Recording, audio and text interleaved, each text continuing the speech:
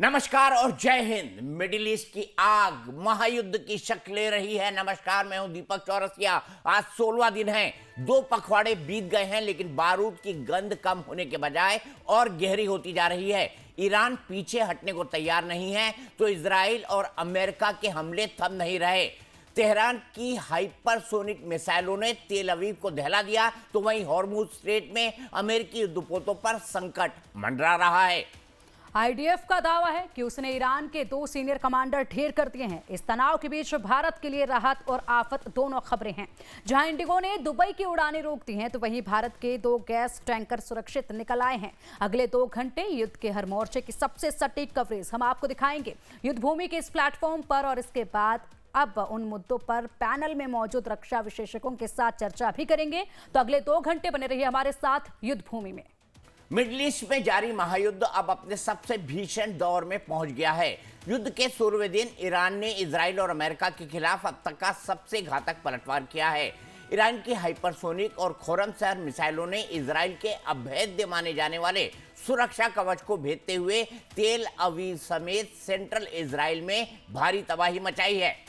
बीती रात इजराइल का दिल कहे जाने वाले तेल अवीव में आसमान से आग बरसी। ईरान की तरफ से दागी गई हाइपरसोनिक मिसाइलों ने पलक झपकते ही रिहायशी इलाकों को निशाना बनाया। हमले के तुरंत बाद पूरे शहर में युद्ध के सायरन गूंजने लगे। चश्मदीदों के मुताबिक धमाके इतने तेज थे कि कई किलोमीटर तक यहां धरती कांप उठी। इस हमले में 3 क्लस्टर बमों का इस्तेमाल किया गया है, जिससे भारी नुकसान की आशंका जताई गई। कई जगहों पर भीषण आग लग गई है और मलबे के नीचे दबने से कई लोगों के घायल होने की खबर भी सामने आ रही है। ईरान ने न केवल इजराइल बल्कि उसके सबसे बड़े सहयोगी अमेरिका को भी सीधे निशाने पर लिया है। हॉर्मुज स्ट्रेट में मौजूद अमेरिकी वॉरशिप पर ईरान ने जोरदार हमला किया है।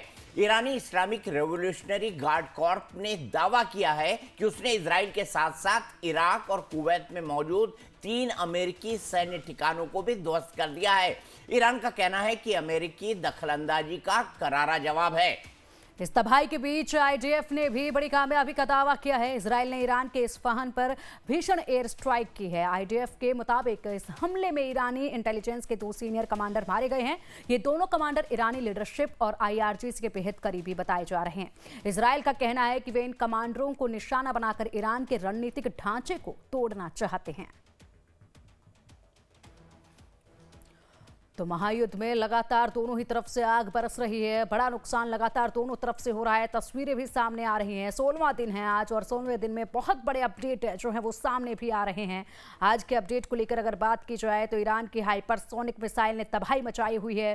तेल अवीव के पास ईरान ने हमला किया है। कम से कम 3 क्लस्टर बम से ये बड़ा अटैक किया गया है। हमले के बाद इसराइल में बड़े पैमाने पर बर्बादी हुई है। इसराइल के तेल अवीव पर ईरान ने बड़ा हमला किया। हमले में भारी नुकसान की आशंका जताई गई। सेंट्रल इजराइल पर ईरान का मिसाइल अटैक भी देखा गया। कई लोगों के घायल होने की खबर भी सामने आई। ईरान का यूएस इजराइल पर पलटवार भी देखा जा रहा है। ईरान का अमेरिकी युद्धपोत पर बड़ा हमला इस दौरान देखा गया है। अमेरिकी वॉरशिप के हमलों का भी जवाब दे रहा है लगातार ईरान। इस्फहान पर इजराइल ने बड़ा अटैक किया। एयर स्ट्राइक से भारी नुकसान की आशंका जताई गई है। इजराइल पर खुर्रमशहर मिसाइल से हमला किया गया है। इजराइल पर यहाँ पर खुर्रमशहर मिसाइल से हमला किया गया। ईरानी इंटेलिजेंस के 2 सीनियर कमांडर ढेर हुए हैं। ये आईडीएफ की तरफ से जानकारी जो है वो साझा की गई है। लगातार दीपक सर, बड़े अटैक दोनों ही तरफ से, यहाँ पर जमीन और आसमान दोनों ही तरफ आग की लपटें नजर आती हैं। और मुझे लगता है 16वां दिन ईरान के नाम रहा, क्योंकि जिस तरह के हमले उसने इजराइल पे किए हैं, कोई सोच भी नहीं सकता कि तेल अवीव और सेंट्रल इजराइल पर इतने खतरनाक हमले हो सकते हैं। उनके आयरन डोम को भेदा जा सकता है।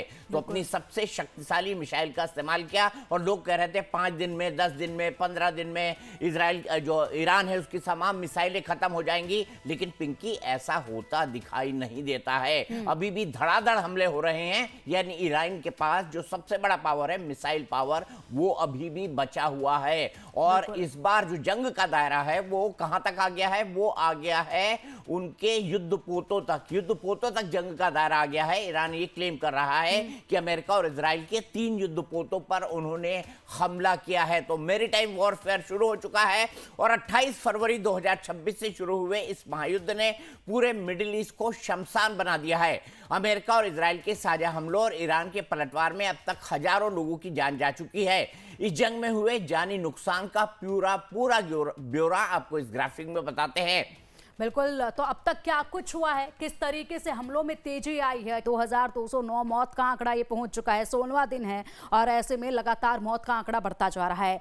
इजराइल का हमला ईरान पर लगातार जारी है और इसी बीच यहाँ पर हमलों की अगर बात की जाए, ईरान का जो हमला साइप्रस में, यहाँ पर लेबनान में 687 मौत का आंकड़ा सामने आया है, इराक में 27, इजराइल में 15, जॉर्डन की अगर बात की जाए तो यहाँ पर 1444 की संख्या बताई गई है, कुवैत में 6, ईरान में 1444। हाँ, ईरान में कुल 1444, बहरीन में 2 और इसी के साथ कतर में यहाँ पर अगर बात की जाए तो यहाँ अब तक 28 फरवरी को लेकर अगर हम बात करें तो 150 से ज़्यादा लोग मारे गए हैं। 28 फरवरी का ये आंकड़ा। ईरान ने इजराइल और अमेरिकी ठिकानों में मिसाइलें दागी। ईरान ने इजरायली और अमेरिकी ठिकानों को लगातार टारगेट किया है, टारगेट करते हुए एक के बाद एक मिसाइलें दागी। 1 मार्च का दिन आता है, ईरान ने इजराइल पर कई मिसाइलें और ड्रोन हमले शुरू किए। 1 मार्च को ईरान यहाँ पर लगातार दमखम दिखाता नजर आया था। इजराइल ने पूरे देश में इमरजेंसी सायरन बजाने शुरू किए। इजराइल ने सेना को हाई अलर्ट पर रखना शुरू कर दिया था। इजराइल की तरफ से आज भी कहा गया है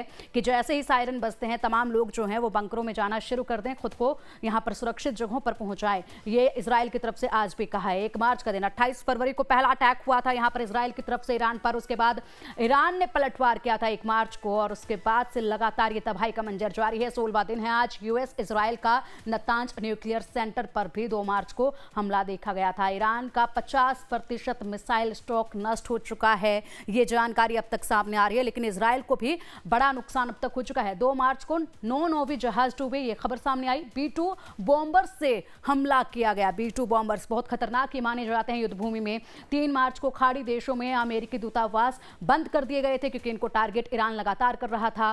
ट्रंप ने कहा बातचीत के लिए देर हो चुकी है, लेकिन उसके बावजूद बातचीत के बीच बीच में संभावनाएं नजर आई, जो बयानबाजी आई, लेकिन बयानों से ट्रंप अक्सर पलट जाते हैं। ईरान ने स्ट्रेट ऑफ हॉर्मुज बंद कर दिया, जिसके बाद यहां पर अफरा तफरी ज्यादा देखी गई और तमाम कंट्रीज टेंशन में आ गई। ईरानी वॉरशिप पर हमला हुआ 4 मार्च को और उसके बाद 104 नौसैनिक मारे जाने की खबर जो है 4 मार्च को सामने आई, जब ये बड़ा हमला यहां पर देखा गया था। लगातार एक के बाद एक बड़े हमले, मौत का आंकड़ा बढ़ता गया। 5 मार्च का दिन आया, ईरान के नए सुप्रीम लीडर का ऐलान किया गया। भारत ने खamenei के निधन पर शोक जताया इस दिन और इसी के साथ यहां पर अब कयास लगाने लगे थे मुस्तफा खamenei को लेकर। इजराइल ने ईरान के सैन्य ठिकानों पर इस बीच 6 मार्च को बड़े हमले किए। 400 से ज्यादा सैन्य ठिकानों पर हमले किए गए थे। 400 से ज्यादा सैन्य ठिकानों को एक साथ टारगेट करते हुए बड़े अटैक जो है किए गए थे। अमेरिका ने ईरान के वाटर प्लांट पर भी हमला किया और ताकि यहां पर पानी की सप्लाई जो है वो बाधित होए और पूरी तरीके से बिजली संकट पैदा करना चाहते हैं, पानी का संकट पैदा करना चाहते हैं। 7 मार्च को ईरान ने पड़ोसी देशों से माफी मांगी और कहा कि हम हमला नहीं करेंगे जब तक आपकी भूमि, आपकी जमीन से हम पर अटैक नहीं किया जाता है।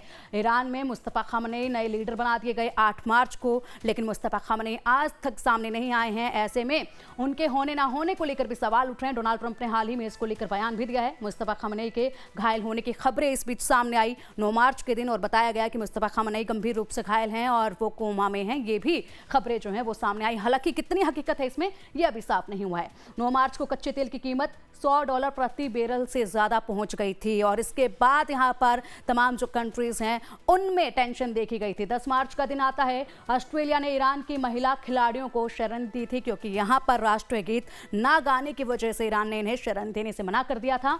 11 मार्च को हॉर्मुज स्ट्रेट से थाईलैंड के कार्गो जहाज पर बड़ा हमला किया गया था।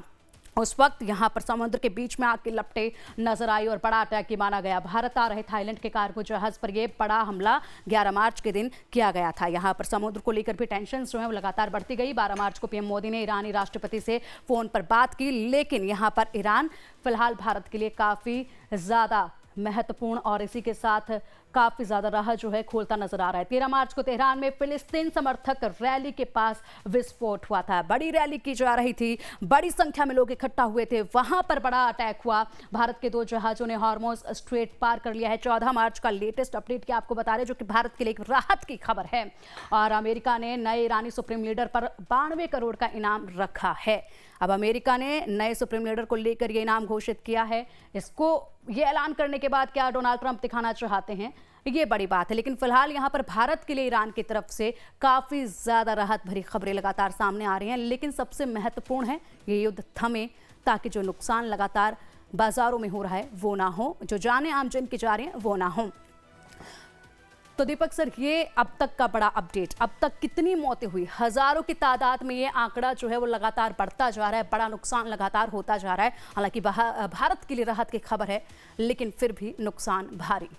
बिल्कुल बिल्कुल भारी नुकसान है। भारत अभी तक जंग से अछूता है।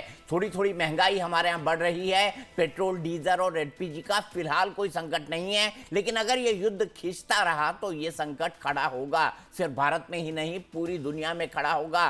कच्चा तेल महंगा हो जाएगा और खासतौर पर हमने जैसे देखा खर्ग में अभी मिलिट्री ठिकानों पर हमला हुआ है। खर्ग की जो ऑयल रिफाइनरीज या उनके यहाँ पे जो निर्यात करने का सिस्टम है ऑयल इंस्टॉलमेंट्स का, उन पर निशाना नहीं साधा गया है। अमेरिका अभी उसके बारे में भी सोच रहा है। अगर बड़े हमले ईरान पर होते हैं तो ईरान में आग लग जाएगी। एक बड़ी खबर ये भी आई थी कि ईरान ये चाहता है कि हम तेल उन देशों को दे देंगे जो चीन की मुद्रा युआन के अंदर व्यापार करे, यानी अमेरिका की पेट्रो डॉलर की बादशाह को भी वो खत्म करना चाहता है। तो ईरान कई तरह की स्ट्रैटेजी इस युद्ध के अंदर अपना रहा है। मेरा यह मानना है कि कल का दिन जो है, ये दिन 16वां दिन है। बिल्कुल 16वां दिन का जो पूरा का पूरा हमला था। ऐसा नहीं कि अमेरिका और इजराइल ने हमले नहीं किए, लेकिन मुझे लगता है कि ईरान का पलटवार जो इजराइल पर हुआ वो कुछ बड़ा था।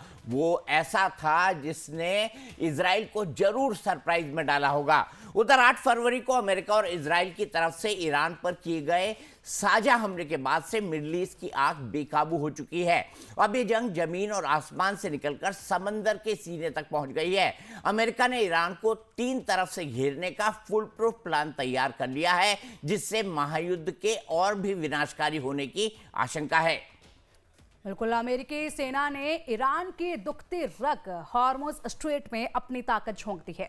खबर है कि रणनीतिक रूप से बेहद महत्वपूर्ण इस जलडमरू मध्य में 5000 अमेरिकी मरीन कमांडो तैनात किए गए हैं। इतना ही नहीं, घेराबंदी को और कड़ा करने के लिए ब्रिटिश एयरबेस से अमेरिकी बॉम्बर्स ने उड़ान भरी है। सूत्रों के मुताबिक अमेरिका अब ईरान के मुख्य तेल निर्यात केंद्र खर्ग आइलैंड पर बड़े ग्राउंड ऑपरेशन की तैयारी में जुट गया है। अमेरिका और इजराइल की इस घेराबंदी के बीच ईरान ने भी अपने तरकश से सबसे घातक तीर निकाल लिया है। ईरान ने युद्ध के मैदान में अपनी विनाशकारी मिसाइलों की नई खेप तैनात कर दी है। ईरानी कमांडरों ने साफ कर दिया है कि वे झुकने वाले नहीं हैं और कई मोर्चों पर एक साथ हमले तेज कर दिए गए हैं। आसमान में मंडराते अमेरिकी बॉम्बर्स और समुद्र में तैनात मरीन के खिलाफ ईरान अपनी मिसाइल शक्ति का इस्तेमाल करने की पूरी योजना बना चुका है। यानी कि आसमान और जमीन दोनों ही तरफ से जो ईरान का सबसे महत्वपूर्ण ठिकाना है वहां पर खतरा मंडरा रहा है। अभी तक जमीनी हमला शुरू नहीं हुआ है, लेकिन आप देखिए नेवी की मदद से हमला यानी मैरीटाइम वॉरफेयर वो शुरू हो चुका है। मरीन कमांडो आ चुके हैं और साथ ही साथ जो है दबाकर एयर स्ट्राइक्स हो रही है, दबाकर मिसाइल से स्ट्राइक्स हो रही है। और जिस दिन बूट्स ऑन द ग्राउंड आ गए, मेरे ख्याल से युद्ध और खतरनाक हो जाएगा, युद्ध पूरी तरह से बदल जाएगा।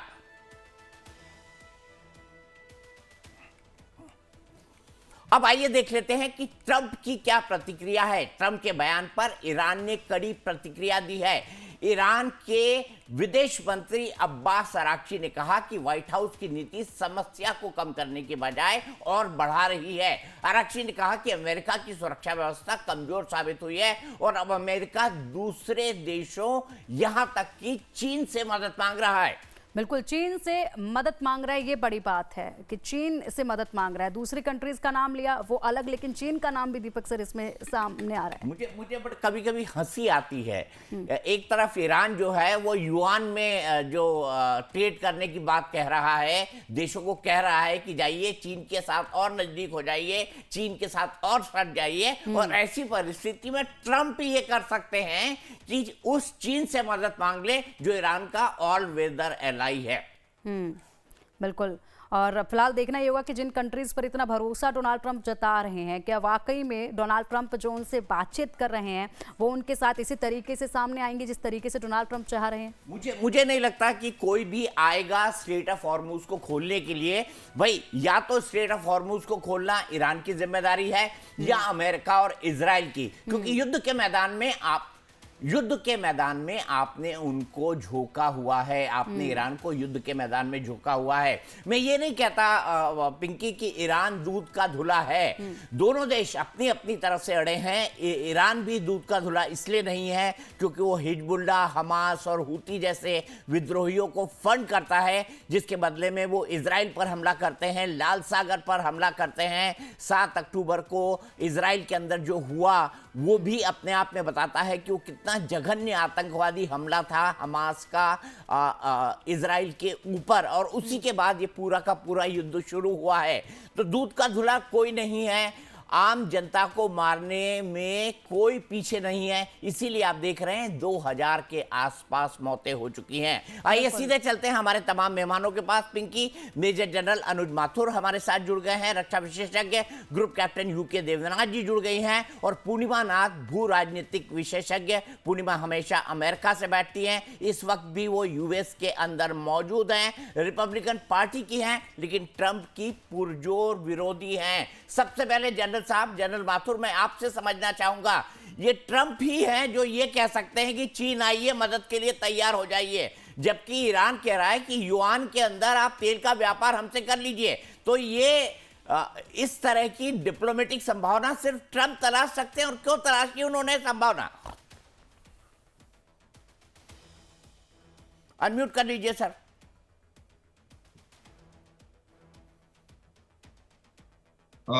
दीपक जय हिंद, पिंकी जय हिंद। एक बार को 30 सेकंड कुछ कहने के लिए दीजिए। बिल्कुल। जिस शानदार तरीके से आपने पूरी वॉर को शानदार तरीके से आपने समअप किया है, एक एक चीज ऐसे लगा जैसे कोई फिल्म की तरह से जो कार्रवाई हुई है पूरी दोनों पार्टियों की तरफ से, वो हमारी आंखों के सामने से निकल गई। I must compliment your team and you. Thank you sir, thank you.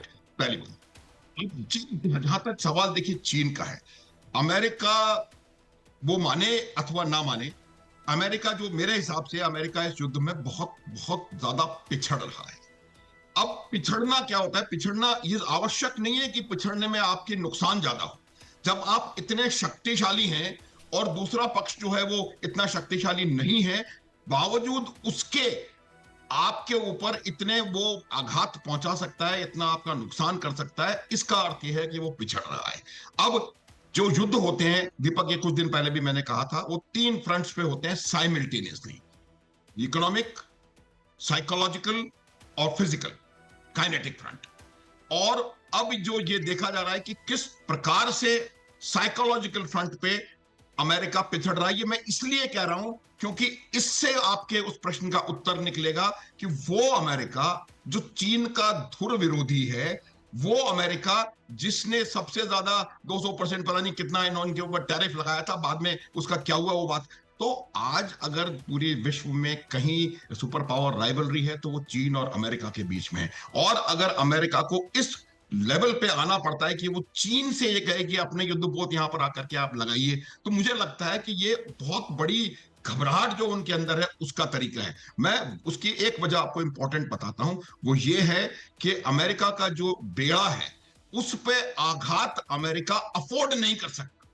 वरना ये नहीं है कि अमेरिका के पास शक्ति नहीं है, अमेरिका के पास शक्ति है, काफी शक्ति है, लेकिन वो डर की वजह से या किसी और वजह से या इस वजह से कि वो इस आघात को सहन नहीं कर सकते, क्योंकि इसका जो बैकलैश होगा वो बहुत गंभीर होगा, इसलिए वो अपने बेड़ों को कहीं ना कहीं पीछे छुपाने। आप देखें किस तरह से अब्राहम लिंकन कहां से कहां चला गया। हालांकि इसको वो स्ट्रेटेजिक मनूवर कह रहे हैं और पोस्चरिंग कह रहे हैं, ये पोस्चरिंग और मनूवर नहीं है, वो डर के भागा है वहां से। तो ये मेरा ये मानना है कि चीन से उनकी ये गुजारिश करना अन्य देशों के साथ साथ कि आप आइए और आप भी इसको स्ट्रेट ऑफ हॉर्मुज को खोलने में मदद करिए, वो इसी बात का नतीजा है कि 2 वजह, एक तो उनको उनकी मदद की आवश्यकता है एक, और दूसरा वो अपने उसको इतना ज्यादा आगे एक्सपोज शायद करने में हिचक रहे हैं, झिझक रहे हैं, डर रहे हैं, क्योंकि जब उनके 2000 किलोमीटर दूर उनके अब्राहम लिंकन पे हमला हो रहा है तो वो आपको सोच सकते हैं कि वो नजदीक आएगा तो उसका क्या हश्र होगा। अब खड़ग के बारे में आपको 1-2 बातें बताना चाहता हूं, प्लीज अलाउ मी। खड़ग जो है वो सबसे बड़ा टर्मिनल है। अब ये जो यूएसएस ट्रिपोली जापान से यहां आया है, और 5,000 या 2,500 जितने भी है मरीन्स यहाँ पर पहुंचे हैं, वो एक क्लियर कट मैसेज है कि हमने आज आपके खर्ग आइलैंड पे हमला किया, हवाई जहाज से, मिसाइलों से, ड्रोनों से, उसको हमने सॉफ्टन अप किया, आपके जो मिलिट्री हार्डवेयर है उसको नुकसान पहुंचाया, और अगला कदम होगा कि हम यहाँ पर एम्फीबियस लैंडिंग करेंगे या किसी और तरीके से यहाँ पर इंसर्ट करेंगे ट्रूप्स को। और अगर बूट्स ऑन ग्राउंड आए दीपक, तो पहले boots on ground Kharga islands पे आएंगे। ये जो यूएसएस ट्रिपोली है, ये एक एम्फीबियस क्राफ्ट है, और ये एम्फीबियस क्राफ्ट जो सैनिक और जो सैनिक साजो सामान होता है उसको आइलैंड्स के ऊपर बीच करके उसको वहां पर लैंड करने के लिए के काम आता है। तो ये एम्फीबियस क्राफ्ट को इस युद्ध भूमि में लाना और मरीन्स को साथ साथ लेकर के आना, ये क्लियर कट इंडिकेशन है कि वो या खर्ग पे, और न केवल खर्ग पे, बिकॉज 2,500 बहुत बड़ा फिगर होता है, और भी जो आइलैंड्स हैं स्ट्रेट ऑफ हॉर्मुज में जो कि उसको डोमिनेट करते हैं, उन आइलैंड्स के ऊपर मुझे लगता है कुछ आने वाले समय में हमको कुछ एक्टिविटी देखने को मिल सकती है। खर्ग आइलैंड पर या तो ट्रिपोली के द्वारा और या फिर एरियल इंसर्शन से डेल्टा फोर्स के या किसी और स्पेशल फोर्स के लोग वहां पर उतरेंगे। ये आने वाले समय में होने की संभावना सबसे ज्यादा है दीपक। ठीक है, तो आपने बताया खर्ग, उसका क्या इंपॉर्टेंस है। मैं एक ब्रेक के लिए रुकूंगा, ब्रेक के बाद पूर्णिमा नाथ जी और यूके देवनाथ जी के पास जाऊंगा। तो यूके देवनाथ जी से मैं ये जानने की कोशिश करूंगा कि क्या खर्ग में स्पेशल ऑपरेशन होने वाला है, क्या इस बात के इंडिकेशन जैसा जनरल माथुर बता रहे हैं वैसी संभावना बन रही है, क्योंकि मेरीन कमांडोज जो हैं वो पहुंच चुके हैं। तो इजराइल का हिजबुल्लाह पर एक और मिसाइल अटैक हुआ है। लेबनान में हिजबुल्लाह के ठिकानों पर हमला हुआ है। हिजबुल्लाह पर हमले जारी रहेंगे, ये इजरायली डिफेंस फोर्स यानी आईडीएफ ने कहा है। तो इजराइल नेस्तनाबूद करना चाहता है हिजबुल्लाह को, लेकिन ये हिजबुल्लाह बार बार खड़ा हो जाता है। हम आगे बढ़ें, दूसरे सवालों की तरफ जाएं। मैंने बूट्स ऑन द ग्राउंड की बात करी थी, मैंने खर्ग में स्पेशल ऑपरेशन की बात करी थी, लेकिन मैं सबसे पहले यूके देवनाथ सर आपसे ये समझना चाहूंगा, मुझे बताइए कि आखिरकार इजराइल इतने भीषण हमले करता रहा है 7 अक्टूबर के बाद से लेबनान पर, हिजबुल्लाह पर, लेकिन ये हिजबुल्लाह फिर क्यों उठकर खड़ा हो जाता है? क्या ऐसी ताकत है इसके पास? दीपक जी, हिजबुल्लाह की सबसे बड़ी ताकत है वहां की लोकल पॉपुलेशन। दक्षिण लेबनान का जो एरिया है, जैसे इजराइल और लेबनान के बीच में जो बॉर्डर है, वहां पर एक नदी है लिटानी रिवर, वहां से शुरू कर बेरूत तक का जो एरिया है, वहां जो शिया पॉपुलेशन है वो बहुत ज्यादा है। इसी तरह से बेरूत के पूर्वी इलाके में एक एरिया है जिसे कहते हैं बेका वैली, वहां पर भी शिया पॉपुलेशन बहुत ज्यादा है। अब जो बेरूत की सरकार है, यानी लेबनान की जो बेरूत में सेंट्रल गवर्नमेंट है, वो हिजबुल्लाह को दबा नहीं पा रही है। इसका सबसे बड़ा रीजन ये है कि बेरूत में जो सरकार है, लेबनान की जो सरकार है, उनके पास जो मिलिट्री है वो 50,000 स्ट्रांग है, लेकिन उसका जो इक्विपमेंट प्रोफाइल है और ट्रेनिंग है वो शायद हिजबुल्लाह को दबाने के लिए काफी नहीं है। इसलिए पिछले विगत 30 साल में, 20 साल में कई बार लेबनान ने हिजबुल्लाह को उखाड़ फेंकने की कोशिश की, लेकिन लेबनान की आर्मी उसमें सक्षम नहीं हुई। अब ये जो शिया पॉपुलेशन बेस है, ये इनका लेबनान के पॉलिटिकल जीवन में बहुत ही इंपॉर्टेंट रोल है। लेबनान में 40% लोग क्रिश्चियन हैं, तो सरकार, और लेबनान में करीबन 30% लोग सुन्नी हैं, करीबन 30 या 35% लोग शिया हैं। शिया दक्षिण लेबनान में रहते हैं, तो इसलिए वहां बेरूत में जो भी सरकार चुनती है, और एक अंडरस्टैंडिंग है कि प्रेसिडेंट जो है वो क्रिश्चियन होगा, जो प्राइम मिनिस्टर होगा वो शिया सुन्नी होगा, और जो स्पीकर ऑफ असेंबली है वो शिया होगा। ऐसे कर लेते हैं वो कुछ। तो सरकार एक मिलीजुली सरकार है, उसने कभी दृढ़ निश्चय दिखाकर हिजबुल्लाह को उखाड़ फेंकने की कोशिश नहीं की। अब आता है कि इजराइल वहां पर हमले करता है। देखिए, इजराइल जब हवा से बॉम्ब गिराता है तो वो हिजबुल्लाह के कमांड एंड कंट्रोल सेंटर पर बॉम्ब गिराता है, वो सोचते हैं। लेकिन हिजबुल्लाह तो कोई रेगुलर आर्मी नहीं है। वो so called command and control system क्या है? हिजबुल्लाह का एक छोटा सा घर, 3 कमरे, 2 तंबू, एक सुरंग, और उसमें 11 हिजबुल्लाह के जो लड़ाके हैं वो अपने AK-47 एंड RPG के साथ बैठे हुए हैं। तो ऐसा कोई कुछ है नहीं कि कमांड एंड कंट्रोल, जैसे हम आर्मी में बोलते हैं डिव हेडक्वार्टर हो गया या कोर हेडक्वार्टर हो गया, तमाम इक्विपमेंट और कम्युनिकेशन इक्विपमेंट, ऐसा कुछ है नहीं। अब हिजबुल्लाह को जो लोकल सपोर्ट मिलती है, देखिए ये 3 तरह के कैडर हैं उनके पास। टोटल 40,000 लोग हैं जो कि हिजबुल्लाह को सपोर्ट करते हैं। इनमें से 25,000 तो जस्ट बच्चे हैं, 16 साल, 18 साल, 21 साल के, जिनका काम है हिजबुल्लाह को जस्ट सपोर्ट करना, घर से पानी लाके देना, घर से खाना लाके देना, इधर उधर दौड़कर हथियार को ले आना। 25,000 ऐसे बच्चे हैं, इनकी उम्र है 16 साल, 18 साल।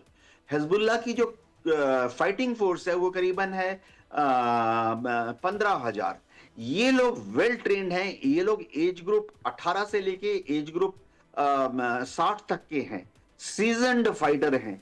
इनकी जो युद्ध लड़ने की क्षमता है बहुत ज्यादा है, क्योंकि ये लड़ रहे हैं वहां पर पिछले 20 साल, 30 साल, 10 साल से।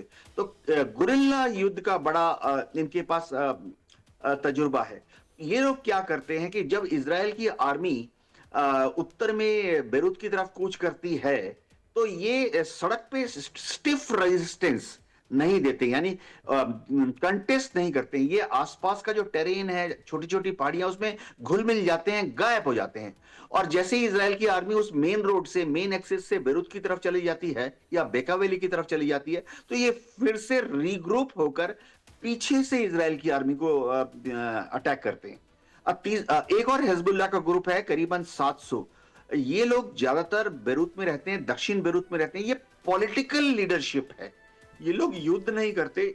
इनकी महारत है कि इनकी दुनिया भर के जितने भी देश हैं सबके साथ संपर्क में रहते हैं, रिसोर्सेज मोबिलाइज करते हैं, फंडिंग मोबिलाइज करते हैं। ये 700 का जो कैडर है, इनमें उनकी एक वर्टिकल्स बने हुए हैं, पॉलिटिकल वर्टिकल, महिला लोगों का वर्टिकल, फाइनेंशियल वर्टिकल। एक वर्टिकल ऐसा है जो कि वहां रॉकेट्स और मिसाइल्स बनाने का काम करता है, एक वर्टिकल ऐसा है जो कि जासूसी का काम करता है। तो ये लोग ज्यादातर इनको नष्ट करना मुश्किल है, क्योंकि ये जिस भी घर में रहते हैं वो बेरूत में एक अर्बन शहरी इलाके में रहते हैं। तो ठीक है, जब इजराइल को कुछ इंटेलिजेंस इनपुट मिलती है, एक बड़ा 2000 किलो का बॉम्ब गिराता है, 10 मंजिला बिल्डिंग गिर जाता है, 40 फैमिली का घर तबाह हो जाता है, उसमें 30 सिविलियन मारे जाते हैं और एक हिजबुल्लाह का बंदा मारा जाता है। जी बिल्कुल, आपने बताया कि ऐसा वेल ऑयल्ड स्ट्रक्चर है और लेबनान के अंदर आम शहरियों के अंदर घुल मिल जाते हैं। कोई कंप्लीट कमांड स्ट्रक्चर उनके पास नहीं है, छोटे छोटे ग्रुप्स के अंदर रहते हैं। लेकिन इंटरनेशनलाइजेशन कैसे करनी है, इसके भी लोग हैं, रिसोर्स मोबिलाइजेशन के भी लोग हैं, जासूसी के भी लोग हैं उनके पास, और छोटे छोटे काम जो उनके कर दे, ऐसे 25,000 यंग लड़कों की भी फोर्स है। इस बीच अमेरिका और इजराइल और ईरान के बीच चल रहे संघर्ष ने अंतर्राष्ट्रीय बाजार में कच्चे तेल की कीमतों में आग लगा दी है। क्रूड ऑयल की कीमत को केवल 15 दिन में 40% से ज्यादा बढ़ा दिया है। इस संघर्ष में होर्मुज जल डमरू मध्य के माध्यम से ऊर्जा आपूर्ति मार्ग को बाधित कर दिया है, जिसका वैश्विक ऊर्जा बाजारों विशेषकर एशिया पर गहरा प्रभाव पड़ा है। यदि आंकड़ों की बात करें तो युद्ध की शुरुआत से पहले 27 फरवरी को कच्चे तेल की कीमत लगभग $73 प्रति बैरल थी। शनिवार को यह कीमत तेजी से बढ़कर लगभग $103 प्रति बैरल हो गई। यानी 27 फरवरी से अब तक कच्चे तेल की कीमत $30 प्रति बैरल या 41% बढ़ चुकी है। पिंकी, कीमतों में यह तेजी से बढ़ोतरी ग्लोबल एनर्जी सप्लाई में बाधाओं को लेकर बढ़ती चिंता को दिखाती है। अंतर्राष्ट्रीय ऊर्जा एजेंसी की ओर से जारी किया गया 40 करोड़ बैरल का रणनीतिक भंडार केवल 20 दिनों की कम हुई ऑयल सप्लाई की भरपाई कर सकता है। अगर रुकावट लंबे समय तक बनी रहती है तो यह अपर्याप्त होगा। जानकारों का कहना है कि निकट भविष्य में कीमतें $120 प्रति बैरल तक पहुंच सकती हैं, और यदि जंग 1 महीने से ज्यादा लंबा खींचा तो $150 के पार भी पहुंच सकता है। यानी कि मैं एक बात आपको बताऊं, ईरान ने क्लेम किया है, उन्होंने दावा किया है कि कच्चे तेल की कीमत डॉलर पर बैरल जाएगी, $200। सोचिए $200। अगर भगवान न चाहे अगर ईरान की ये भविष्यवाणी सफल हो जाती है या इतनी देर वो स्ट्रेट ऑफ हॉर्मुज का ब्लॉकेट कर के रहते हैं तो पूरी दुनिया में महंगाई छा जाएगी और उसके बाद रिसेशन का दौर आ जाएगा। उधर रसोई के बजट और गैस के अर्थशास्त्र में ईरान जंग की वजह से ऐसा भूचाल आया है जिसने मध्यम वर्गीय परिवारों की बैकअप प्लानिंग को हिलाकर रख दिया है। पिछले करीब एक दशक से भारतीय घरों में पीएनजी की पाइपलाइन और कोने में रखे एलपीजी सिलेंडर की जुगलबंदी भरोसे के प्रतीक थी। लोगों की सोच थी कि अगर पाइपलाइन से गैस सप्लाई प्रभावित होती है तो वो सिलेंडर का इस्तेमाल कर सकते हैं।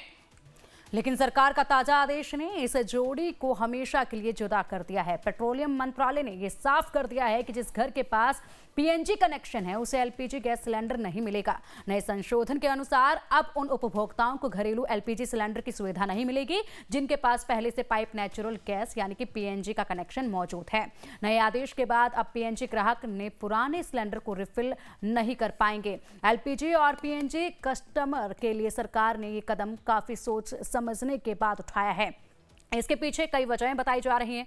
जैसे सरकार का मानना है कि इस मुश्किल वक्त में गैस सप्लाई को सुचारू बनाने के लिए जिन इलाकों में पीएनजी की पाइपलाइन पहुंच चुकी है वहां एलपीजी सिलेंडरों की खपत कम कर उन्हें दूसरे इलाकों में भेजा जाए। सरकार के कदम से सब्सिडी का बोझ भी घटेगा। एलपीजी पर दी जाने वाली सब्सिडी सरकार के लिए एक बड़ा वित्तीय बोझ है। पीएनजी की उपलब्धता वाले शहरी क्षेत्रों में एलपीजी सिलेंडर की रोक से सरकारी खजाने को राहत मिलेगी। साथ ही पीएनजी को ज्यादा सुरक्षित माना जाता है और यह पर्यावरण संरक्षण के लिए भी काफी बेहतर है। ठीक है, सीधे चलते हैं पूर्णिमा नाथ जी के पास। पूर्णिमा जी, अमेरिका में इस वक्त क्या हाल है? तेल का क्या हाल है? गैस का क्या हाल है? पाइप में गैस आ रही है कि नहीं? वहां पे भी प्रेशर कम कर दिया गया है क्या? और मैंने सुना है $6-7 जो गैस होती है जिसको हम पेट्रोल कहते हैं उसके दाम भी बढ़ चुके हैं। जी नमस्ते, thank you so much for having me. जय हिंद दीपक जी एंड पिंकी जी। आपके दर्शकों को और पैनलिस्ट को बहुत शुक्रिया मुझे बुलाने के लिए। अमेरिका में जब से ये युद्ध शुरू हुआ है ऑब्वियसली हमारी जो पेट्रोल गैस की जो बात कर रहे हो आप बढ़ा हुआ है और कॉन्स्टेंटली हमारी एनर्जी प्राइसेस जो होती है हमारी घर के एनर्जी प्राइसेस भी वो भी लिटरली बढ़ चुकी है बहुत। और 173 मिलियन बैरल्स मेरे हिसाब से उन्होंने स्ट्रेटेजिक पेट्रोलियम रिजर्व से वो मार्केट में लाने वाले हैं। बार बार कहते रहते हैं कि हमारे यहाँ पे गैस प्राइसेस कम होने वाले, but at the end of the day आप हमारे यहाँ पे SPR रिजर्व्स भी सिमिलर ही थे, लिटरली 20-25 डेज की वर्थ। तो ये युद्ध अगर मैं ये नहीं बोलूँगी अगर ये युद्ध बढ़ेगा, मेरे हिसाब से this is a prolonged warfare चलता रहेगा। एटलीस्ट 6 महीना तो जाएगा मिनिमम, बिकॉज जो 16 डेज में हमने देखा है मेरे हिसाब से ईरान हटने नहीं वाला है। और प्रेसिडेंट ट्रम्प और अमेरिका कुछ भी कर ले, लेकिन ईरान की जो पलटवार हमने देखा है this has been extremely shocking for the entire world. मेरे ख्याल से इंडिया भी सोचा नहीं होगा ऐसे सिचुएशन, क्योंकि अगर आप सोचेंगे कि एक कंट्री को आपने 47 ईयर्स तक आपने उसको दबा के रखे हो और 12,700 सैंक्शंस डाल के रखे हो, उनके पास लिटरली बिजनेस करने के लिए ज़्यादा ऑप्शन नहीं है। छुप छुप के उनको टैंकर भेजना होता है, शिप्स भेजना होता है चाइना को। That coming out of that situation and also retaliating against the superpower, this supreme global power, जैसे कहते हैं कि this has been a eye opening for a lot of countries, I'm pretty sure. लेकिन यहाँ पे politically I think अगर ये युद्ध आगे जाएगा और जाएगा निश्चित है, पॉलिटिकली प्रेसिडेंट ट्रम्प को बहुत नुकसान होगा मेरे ख्याल से। लेकिन आपको याद भी दिला दूँ, ये युद्ध हुआ है उसी समय में जब इंटरनल प्रेशर बढ़ रहे थे, जब हमारे हमारे यहाँ पे बोल रहे थे कि एप्स्टीन फाइल रिलीज करो, लेकिन कर नहीं रहे थे। लिटरली आज तक 2% Epstein files were release by DOJ. And जबकि हमारे उन्होंने खुद लॉ साइन किया है कि सब कुछ रिलीज करो। जहाँ जहाँ पे प्रेसिडेंट ट्रम्प का नाम लिखा हुआ है वो फाइल भी वो डिलीट कर रहे थे, और जब पकड़े जाते तब वो फिर से साइट में आ जाते हैं। तो this is a cycle that's happening, and तो अनफॉर्चुनेटली मतलब अगर आपको आप लगता है DOJ कि को सपीना एप्स्टीन भी फाइल भेजो। से ध्यान भटाने के लिए जानबूझकर ये किया गया है युद्ध? ये उसी समय हुआ है, अचानक तो कुछ भी नहीं होता। But at the end of the day मैं जानती हूँ कि ये जो अटैक हुआ है ईरान के ऊपर, this is also been planned attack. ऐसे बिना प्लान का ये हो नहीं सकता, क्योंकि वो बैठे हुए थे डिस्कशन टेबल पे, निगोशिएशन टेबल पे। जून 2025 में भी उसी समय पे उनके ऊपर अटैक हुआ था। इस बार भी निगोशिएशन के नाम पे उनको लेकर आते, फिर उसके ऊपर हमला कर देते, उनके लोगों को टारगेट करा के उनको लोगों को आइडेंटिफाई करके मार देते। This is what has happened this time also. ठीक है। अगर मेरे हिसाब से इसीलिए ईरान ने ये बात स्पष्ट बोल दिया कि निगोशिएशन, अरे सीज फायर तो भूल ही जाओ, हमें ठीक है, निगोशिएशन नहीं चाहिए। ठीक है अभी पूर्णिमा जी, इनका एक बड़ी जानकारी इस वक्त एजेंडा सामने आ रही एकदम है, उसका क्लियर रुख बना कर दिया। लेते हैं। बड़ी जानकारी इस वक्त सामने आ रही है, ईरान ने इराक में कुर्द ठिकानों पर एक बार फिर हमले किए हैं। बताया जा रहा है कि IRGC ने ड्रोन से ये अटैक किया है। हालांकि इस हमले में हुए नुकसान की शुरुआती जानकारी सामने नहीं आ पाई है।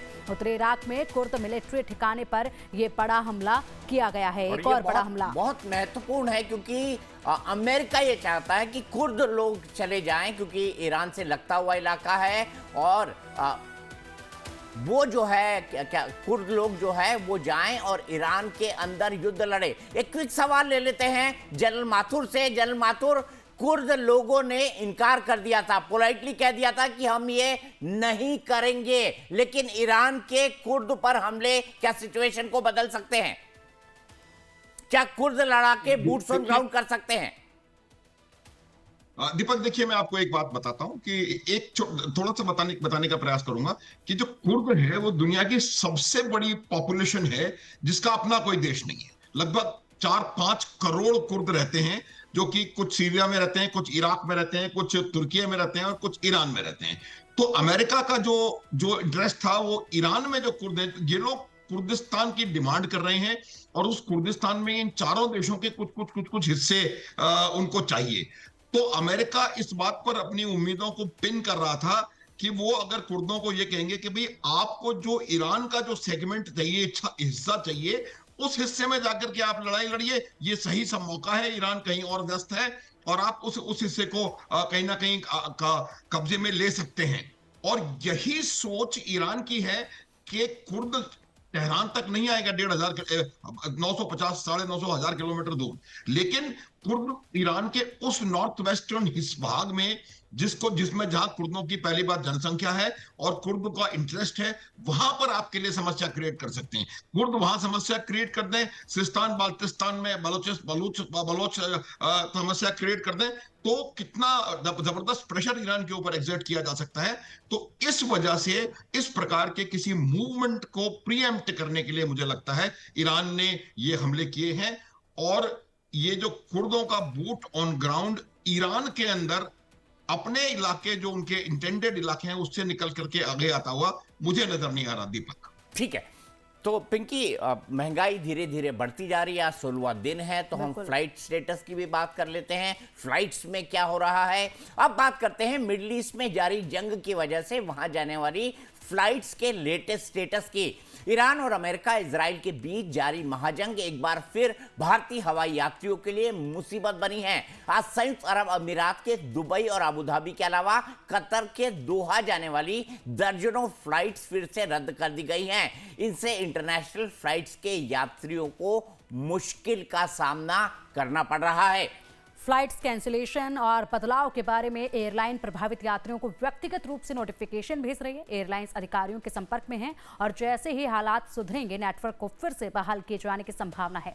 लेकिन फिलहाल हवाई यात्रियों की परेशानियां तो बढ़ती नजर आ रही हैं। इंडिगो ने सोशल मीडिया पर जानकारी दी है कि मिडिल ईस्ट में हालात बिगड़ने की वजह से दुबई में फ्लाइट ऑपरेशन पर और पाबंदियां लगाई गई हैं। एयरलाइन ने यात्रियों से कहा है कि एयरपोर्ट जाने से पहले अपनी फ्लाइट का स्टेटस जरूर चेक कर ले। वहीं यूएई एयरपोर्ट अथॉरिटी के निर्देश के बाद एयर इंडिया ने दिल्ली दुबई रूट पर 5 में से 4 फ्लाइट रद्द कर दी हैं।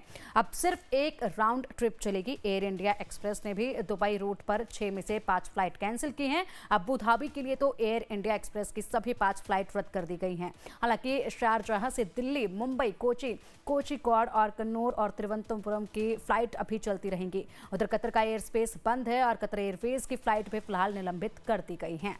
मिडिल ईस्ट में बढ़ते संघर्ष के कारण एयरलाइंस को न केवल उड़ानों के समय में बदलाव करना पड़ रहा है, बल्कि सुरक्षा कारणों से हवाई मार्ग भी बदलने पड़ रहे हैं। इससे यात्रा का समय और ईंधन की खपत दोनों बढ़ेगी। अधिकारियों का कहना है कि आगामी दिनों में स्थिति को देखते हुए शेड्यूल को और अपडेट किया जाएगा। ये बड़ी खबर है और क्या किसी ने सोचा था।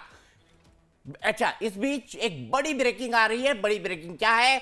ईरान के विदेश मंत्री अब्बास अराक्ची का दावा है। उनका कहना है कि अरब देशों पर हमले के लिए इजराइल जिम्मेदार है। ईरान ने इजराइल को ठहराया है जिम्मेदार। नागरिकों को इजराइल ने निशाना बनाया, ये कहना है ईरान का। तो अरब देशों के पीछे हमलों के लिए कौन जिम्मेदार है? इजराइल। तो यहां पर ईरान अपनी जिम्मेदारी से हट रहा है। उसका कहना है कि इजराइल ने जो कुछ किया, इसके चलते काउंटर में हमने अरब देशों पर हमले किए हैं। और ईरान ने साथ साथ ये भी कहा है कि हमारे नागरिकों को इजराइल ने निशाना बनाया है। सीधे चलता हूं ग्रुप कैप्टन यूके देवनाथ जी के पास। ग्रुप कैप्टन साहब, ये बताइए, क्या ईरान इस स्टैंड को जस्टिफाई कर पाएगा कि सिर्फ ये आप इसको एक ऐसा स्टेटमेंट मानते हैं कि वो अरब देशों के जख्म पर मरहम लगाने की कोशिश कर रहे हैं, ये कहकर? देखिए, युद्ध में परिस्थितियां जो हैं हमेशा क्लियर नहीं होती हैं। Cloud of war, fog of war. कुछ हद तक हम याद कर सकते हैं कि पिछले साल सितंबर में कतार के ऊपर इजराइल की एयरफोर्स ने हमला किया था। हम याद कर सकते हैं और हमें इसलिए भी याद कर सकते हैं कि जब पिछले साल सितंबर में कतार के ऊपर इजराइल की एयरफोर्स ने हमला किया था, तब सऊदी भी डर गया था और सऊदी ने डर के मारे तुरंत पाकिस्तान के साथ एक द्विपक्षीय डिफेंस एग्रीमेंट साइन कर लिया था, जिसका कि अर्थ ये निकाला जा रहा था मिलिट्री एक्सपर्ट्स द्वारा कि भविष्य में अगर कभी इजराइल सऊदी पर हमला करेगा तो पाकिस्तान सऊदी की तरफ से इजराइल की एयरफोर्स को रोकेगा। लेकिन अभी जो ईरान दावा कर रहा है कि जो हमले हो रहे हैं कुवैत में, यूएई में, कतार, ओमान या सऊदी में या इराक में, शायद ये हमले इजराइल द्वारा नहीं किए जा रहे, क्योंकि इसका तो प्रमाण होता है। मैं एयरफोर्स में था, तो क्या होता है कि जैसे इनकी पेट्रियट मिसाइल सिस्टम है, थर्ड मिसाइल सिस्टम है, जो कि सारे गल्फ कंट्रीज में डिप्लॉयड है, तो उनका जो रेडार का सर्विलेंस रेडार होता है, उसको पता लगता रहता है कि ईरान का ड्रोन या ईरान का यूएवी, ईरान का सरफेस टू सरफेस मिसाइल किस दिशा से आया। और वो जो सर्विलेंस रेडार पे जो प्रिंट आउट आता है वो कंटिन्यूसली रिकॉर्ड होता है। तो किसी वक्त भी दरकार पड़ने पर पिछले 7 दिन का, 1 महीने का रिकॉर्ड निकाल कर खंगाल कर देख सकते हैं कि फलाना यूएवी किस डायरेक्शन से आया। तो अमेरिका के पास एविडेंस होंगे कि इनमें शायद इजराइल से या इजराइल की एयरफोर्स के द्वारा कोई भी फायर नहीं किया गया था।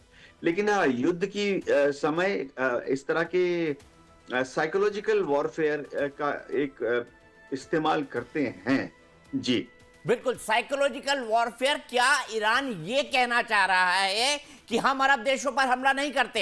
अगर इजराइल हम पे हमला ना करता, और चूंकि इजराइल ने हम पर हमला किया, इसके चलते इसके जवाब में हमको अरब देशों पर हमला करना पड़ा। इस बीच एक और बड़ी खबर आ रही है, सऊदी अरब पर हमलों की जांच करेगा ईरान। अमेरिका ने हमारे ड्रोन की नकल की है, ये ईरान ने कहा है। हमारे नकल किए गए ड्रोन से हमला किया गया है, ये ईरान ने कहा है। और ये भी कहा है शाहिद 136 ड्रोन की नकल की गई है। जनरल साहब, कैसे देखते हैं आप ईरान के इस दावे को कि सऊदी अरब पे जो हमला किया गया, क्या ये सऊदी अरब की तरफ रीच आउट करने की एक कोशिश है या साइकोलॉजिकल वॉरफेयर की तरफ घूमता हुआ एक बयान? देखिए, बिल्कुल, देखिए, साइकोलॉजिकल वॉरफेयर, कल भी मैंने कहा था, युद्ध 3 स्तरों पर एक साथ लड़े जाते हैं। साइकोलॉजिकल वॉरफेयर उसका एक बहुत बड़ा हिस्सा होता है। लेकिन मैं ये आपको बता सकता हूं कि इसमें लगता है कि ये साइकोलॉजिकल वॉरफेयर में भी सफल नहीं हो पाएंगे, क्योंकि उन्होंने खुद कहा था पहले, पेजेश्कियान ने माफी मांगी। वो अगर कोई और इजराइल हमले कर रहा होता तो पेजेश्कियान को माफी मांगने की आवश्यकता नहीं थी। फिर जब मुस्तफा खामनेई का स्टेटमेंट आया तो उन्होंने बिल्कुल साफ करके कहा था कि अरब देशों पे, खाड़ी देशों पर हमले जारी रहेंगे। उन्होंने ये नहीं कहा कि खाड़ी देशों में अमेरिकी बेसों पे हमले जारी रहेंगे, उन्होंने कहा खाड़ी देशों पे हमले जारी रहेंगे।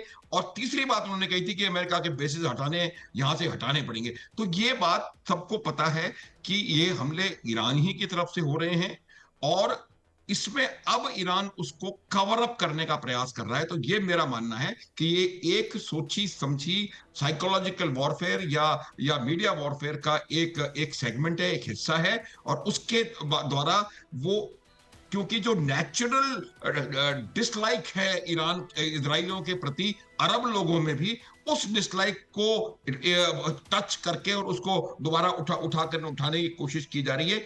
लेकिन अभी मैं आपको बता सकता हूं, जिस प्रकार की परिस्थितियां वहां पर हैं, उन परिस्थितियों को मद्देनजर रखते हुए ये इजराइल और अरब देश एक तरफ से ये युद्ध लड़ते रहेंगे। और ये ईरान के एक साइकोलॉजिकल वॉरफेयर का एक हिस्सा है, एक कैंपेन का, एक नैरेटिव बिल्डिंग का हिस्सा है। और मुझे लगता है कि इस हिस्से को इतनी जल्दी से एक्सेप्ट करना, मुझे नहीं लगता ये संभव हो पाएगा। ठीक है पिंकी, हमने फ्लाइट्स वाली जो खबर दिखाई थी ना, ये खाड़ी के देश क्या सोचते हैं, जो मिडिल ईस्ट के तमाम देश हैं, ये बेहद सुरक्षित हैं, इन पे ना कोई हमला होगा, सब कुछ अच्छा चलेगा, सब कुछ चंगा चलेगा, बढ़िया मॉल्स होंगी, बड़ी बड़ी सड़कें होंगी, खूब सारे टूरिस्ट आएंगे। लेकिन पहली बार ऐसा हुआ है कि मिडिल ईस्ट थमता हुआ नजर आ रहा है, और सिर्फ एक देश नहीं, कई सारे देश। तो ये उनके लिए एक जिसको बोलते हैं ना कल्चरल शॉक, ये बहुत बड़ा कल्चरल शॉक है। शुरुआती दिनों में तो उन्होंने ये किया था कि उनके देशों के नागरिक जो हैं वो सोशल मीडिया पर हमले के वीडियो ना डालें, मिसाइल अटैक के वीडियो ना डालें, ड्रोन अटैक के वीडियो ना डालें। लेकिन आज की दुनिया में खबरों का रुक जाना या वीडियो का रुक जाना वो संभव नहीं है, और हम देख रहे हैं कितने वीडियोस आ रहे हैं। बिल्कुल, और इसलिए रिपोर्ट कह रही है कि दुनिया भर के, जैसे टूरिज्म की हम बात करें तो दुनिया भर के टूर एंड ट्रैवल सेक्टर को रोजाना 5,500 करोड़ रुपए का नुकसान हो रहा है सर इस वक्त। बिल्कुल हो रहा है, और क्या इसका असर पड़ेगा, इसकी चर्चा हम लगातार युद्ध भूमि में करते रहेंगे। फिलहाल एक ब्रेक के बाद पिंकी आपको बताएंगी युद्ध की 25 बड़ी खबरें और 25 बड़ी तस्वीरें।